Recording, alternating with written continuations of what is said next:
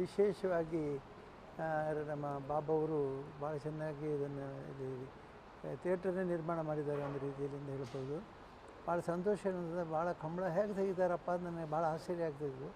ಆದರೆ ಸೌಹಾರ್ದ ಮತ್ತು ಪ್ರೀತಿ ಪ್ರೇಮದಿಂದ ಕೊನೆಗೊಂಡಿದ್ದು ನೋಡಿದರೆ ಭಾಳ ಯೋಚನೆ ಮಾಡಿ ಇದನ್ನು ಮಾಡಿದ್ದಾರೆ ಮತ್ತು ಬಹಳ ಒಳ್ಳೆಯ ರೀತಿಯಲ್ಲಿ ಇದು ಮೂಡಿಬಂತೆ.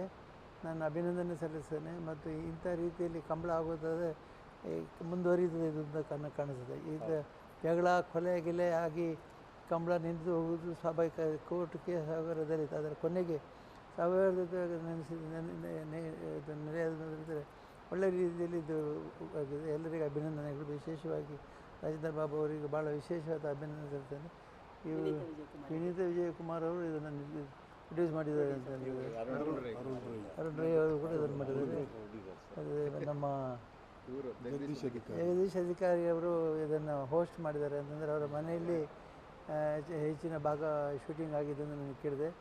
ಇವರೆಲ್ಲರಿಗೂ ಅಭಿನಂದನೆ ಸಲ್ಲಿಸ್ತಾ ನಮಗೆ ಇಂಥ ಚಿತ್ರವನ್ನು ನೋಡಲಿಕ್ಕೆ ಅವಕಾಶ ಮಾಡಿಕೊಡೋದಕ್ಕಾಗಿ ಅಭಿನಂದನೆ ಸಲ್ಲಿಸ್ತೇನೆ. ಧನ್ಯವಾದಗಳು. ಎಲ್ಲರೂ ನೋಡಿ, ಯಾಕೆಂದರೆ ಇದರಲ್ಲಿ ಎಲ್ಲ ರೀತಿಯ ಇದು ಬರೀ ಕಮಲದ ಬರೀ ಕೋಣಗಳ ಓಟ ಇದು ಅಂದರೆ ಭಾಳ ಚೆನ್ನಾಗಿ ಮೂಡಿ ಬಂದಿದೆ. ಇದರಿಂದ ಎಲ್ಲ ಮಸಾಲೆ ಇದೆ ಇದರಲ್ಲಿ. ಬರೀ ಒಂದು ಕೋಣಗಳನ್ನು ಓಡಿಸೋದು ಅಷ್ಟೆಲ್ಲ, ಅದಕ್ಕೆ ಸಂಬಂಧಪಟ್ಟ ಅನೇಕ ವಿಷಯಗಳಿದ್ದಾವೆ. ಹಾಗಾಗಿ ಎಲ್ಲರೂ ನೋಡ್ಬೋದಾದಂಥ ಚಿತ್ರ, ಎಲ್ಲರೂ ನೋಡಿ ಆನಂದಿಸಿ ಅಂತೇಳಿ ಎಲ್ಲರನ್ನೂ ಕೇಳಿಕೊಳ್ಳುತ್ತಾರೆ.